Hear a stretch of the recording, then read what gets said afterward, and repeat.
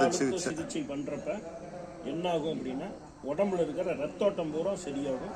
நம்ம பிரெயின்லேருந்து ஆரம்பிக்கிற 72,000 நரம்பு முடிச்சுகள் வந்து பாதத்தில் முடியுது. நம்ம என்ன பண்ணுறோம் அப்படின்னா அந்த 72,000 நரம்பு முடிச்சுகளை ஒரு அழுத்தி விடுறோம்.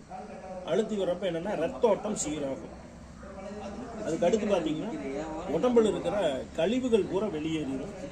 நமக்கு நோய் அப்படிங்கிறது என்ன அப்படின்னு பார்த்தீங்கன்னா கழிவுகளின் தேக்கம் நோய்ங்க. உடம்புல கழிவுகள் பூரா வெளியேறிடுச்சு அப்படின்னாவே நமக்கு எந்த நோயும் வராது. மூணாவது, நோய் எதிர்ப்பு சக்தியை தூண்டும், நோய் வராமல் நம்மளை பார்த்துக்கும்.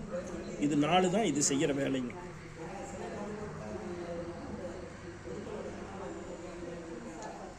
எந்தெந்த நோய்கள்லாம் இது சரியாகும் ஐயா?